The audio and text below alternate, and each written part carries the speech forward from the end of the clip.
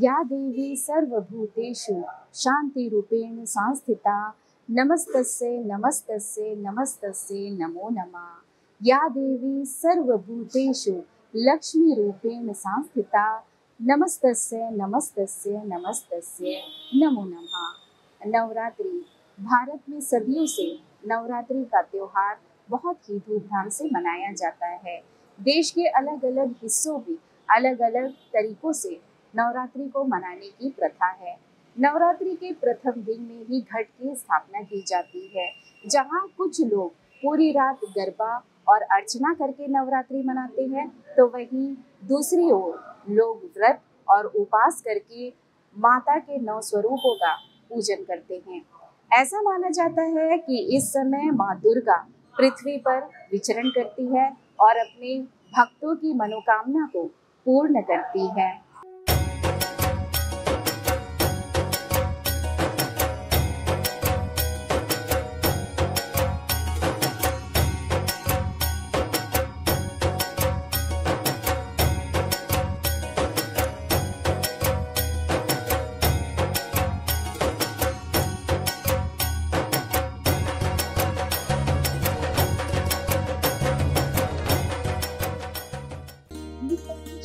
क्या आपने दुर्गा पूजा की तैयारियां कर ली है?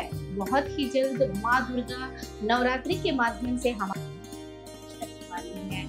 तो दशहरा जो है वो सिर्फ पूजा पंडाल साड़ी श्रृंगार का ही एक रूप नहीं है, बल्कि नवरात्र में जो है इन 9 दिनों में माँ के लिए अलग अलग प्रकार के भोग बनाए जाते हैं, ताकि माँ को प्रसन्न किया जा सके और अपनी मनोकामना को हम पूर्ण कर सके।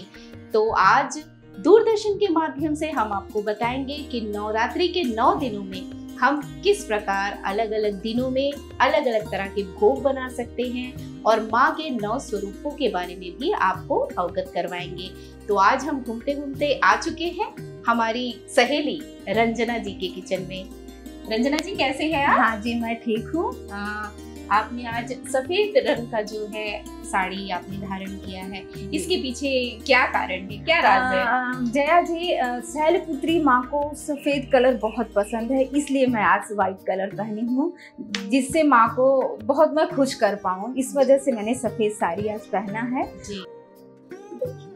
नवरात्र का जो पहला दिन होता है, माँ शैलपुत्री के स्वरूप का पूजन किया जाता है। माँ शैलपुत्री को जो है सफेद रंग अति प्रिय है, इसलिए जो भक्तगण है वो माँ को सफेद रंग के वस्त्र चढ़ाते हैं। साथ ही साथ भोग में भी माँ देसी घी के बनाए भोग को अति पसंद करती हैं। तो डीडी किचन के माध्यम से आज हम आपको बताएंगे कि नवरात्र के पहले दिन में आप किस प्रकार का भोग बनाकर माँ को प्रसन्न कर सकते हैं। तो रंजना जी, आज नवरात्र के पहले दिन में आप क्या भोग बनाने जा रही हैं?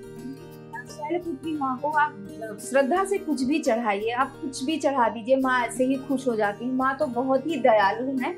लेकिन आज मैं बताने वाली हूँ शकरकंद का हलवा, जो मैं घी से बनाऊंगी, जो माँ को बहुत पसंद है जी। तो मैं अभी आपको दिखा रही हूँ कि इसको कैसे बनाते हैं, कौन सी सामग्री लगेगी। शकरकंद है, गुड़ है, देसी घी है, काजू है, बादाम है, पिस्ता है, इलायची है जिसको हमने पाउडर बना दिया है, खोवा है जिसको हमने कद्दूकस कर लिया है, बट ये ऑप्शनल है। सबसे पहले हम लोग लेते हैं शकरकंद, जिसको हम लोग अच्छी तरह से धो लेते हैं, धो के बॉयल कर लेते हैं। फिर इसको अच्छी तरह से छील के फिर अच्छी तरह से मैश करते हैं। बहुत अच्छी तरह से इसको मैश कर लिया है, बिल्कुल अच्छी तरह से मैश होना चाहिए, जिससे हलवा टेस्टी सा बने। शकरकंद को हमने अच्छी तरह से मैश कर दिया है। अभी हमारी कढ़ाई गर्म हो चुकी है। अब हम जो कि माँ को बहुत ही पसंद है देसी घी, वो हम लोग डालेंगे। रंजना, वैसे माँ के लिए जो भोग बनाया जाता है, जी जी, मुझे लगता है ज्यादातर उसमें देसी घी का ही प्रयोग किया जाता है। जया जी, जो ये नवरात्र व्रत होता है माँ दुर्गा के जो अलग अलग रूप हैं, ये माँ का सभी रूपों में माँ को देसी घी ही पसंद है। अब ये थोड़ा सा गर्म हो जाएगा, तब हम ये मैश किया हुआ शकरकंद इसमें डालेंगे।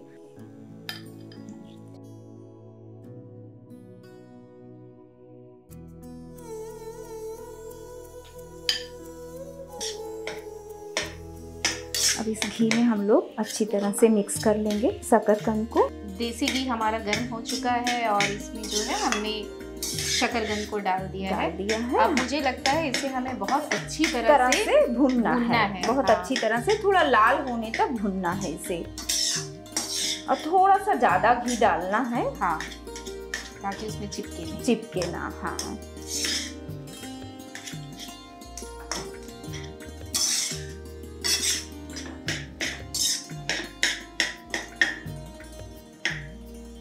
आप इसको कम से कम 2 से 3 मिनट तक अच्छी तरह से फ्राई कीजिए।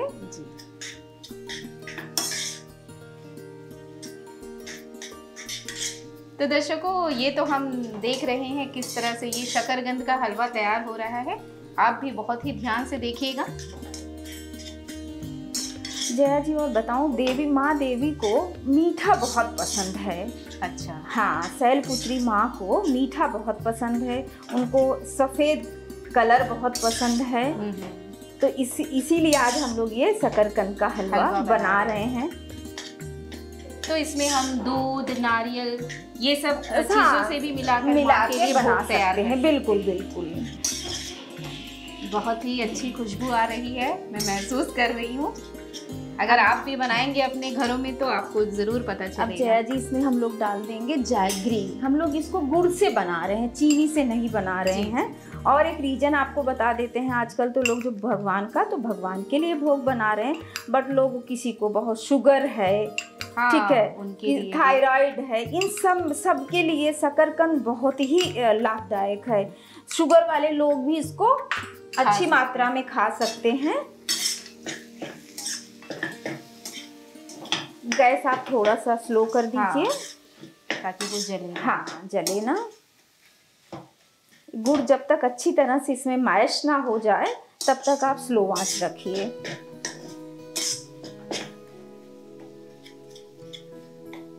देखिए गुड़ कैसे धीरे धीरे उसमें आ रहा है।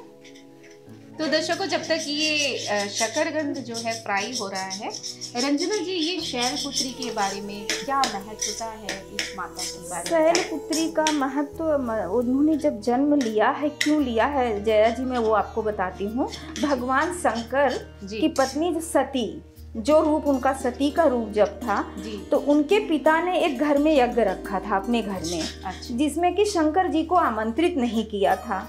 तो भगवान शंकर का ये था कि आप नहीं जा सकते हो, जहाँ हमको निमंत्रण नहीं मिलता है, हमें नहीं जाना चाहिए। तो माँ सती ने बहुत ही आग्रह किया कि नहीं, मुझे तो जाना है, मेरे पिता का यज्ञ है, तो मुझे जाना चाहिए। तो उन्होंने कहा तुम्हारी जैसी इच्छा। तो जब माँ सती वहाँ पे गईं तो उन्होंने देखा उनका कहीं पे भी, भगवान शंकर का कहीं पे भी स्थान नहीं था। तो उनको बहुत ही दुख पहुँचा कि मतलब ऐसा क्यों मेरे फादर ने, बिल्कुल बिल्कुल, कि मतलब उन्होंने बहुत ही, मतलब बहुत, उनको बहुत दुख लगा। तो उसी यज्ञ में वो कूद गई। बहुत उनको दुख हुआ। तो उनको ये लगा कि मैं वापस तो शंकर भगवान के पास नहीं जा सकती। तो वो माँ भस्म हो गई। माँ भस्म हो गई। उसके बाद उन्होंने शैलपुत्री का जन्म लिया था। यस, हाँ। सती जो है वो कुंड में भस्म हो गई थी। माँ ने हिमालय में जो है, हाँ, माँ ने वहाँ अपना जन्म लिया था, जो कि शैलपुत्री नाम से जानी जाती हैं। प्रथमम शैलपुत्री च, द्वितीयम ब्रह्मचारिणी, तृतीयम चंद्रघंटेति, कुष्मांडेति चतुर्थकम, पंचमम स्कंद मातेति, खष्टम कात्यायनी च, सप्तम कालरात्रि च, नव दुर्गा प्रकृतिश। ये हमारी नव दुर्गाएं के रूप हैं जी। देखिए जया जी, एकदम अच्छी तरह से मैश हो चुका है। ये कटा हुआ जो बादाम था वो हमने डाल दिया, काजू, कटा हुआ काजू, ये हमने कटा हुआ डाल दिया पिस्ता, और ये हमने डाला जो कि ऑप्शनल है, खोआ। इससे थोड़ा टेस्ट बढ़ जाता है, इस वजह से हम लोग इसे डाल देते हैं। घर में उपलब्ध ना हो तो आप हाफ कप मिल्क यूज कर सकती हैं इसमें। जी जी। और हमने ये डाला इसमें थोड़ा सा इलायची जी, खुशबू की। जी जी। ये देखिए हलवा एकदम तैयार है। अब हम लोग माँ को भोग चढ़ाएंगे, जो कि माँ को बहुत ही पसंद है। इसलिए जो है नवरात्र के समय जो जी है भक्त जी 9 दिनों का जी। उपवास भी करते हैं, हाँ। व्रत भी रखा जी जाता है। जी ये तो अपनी अपनी भक्ति के ऊपर है। बिल्कुल बिल्कुल जया जी। दर्शकों, मैं आपको बता नहीं सकती, इतनी सुंदर जो है सुगंध आ रही है। जया जी, हमारा भोग बन के तैयार है। अब हम लोग भगवान को ये चढ़ा देंगे, माँ दुर्गा को। धन्यवाद रंजना। तो दर्शकों देखिए, माँ शैलपुत्री के लिए जो प्रथम दिन का भोग था वो बन चुका है। दर्शकों, हम उम्मीद करते हैं कि आज जो माँ शैलपुत्री के लिए हमने प्रथम दिन का भोग बनाया था, शकरकंदी का हलवा, आपको अवश्य ही पसंद आया होगा और आप भी नवरात्रि के समय अपने घरों पे इसे अवश्य ही बनाएंगे। नवरात्रि में ही नहीं बल्कि बाकी दिनों में भी आप इसे ज़रूर बनाएंगे।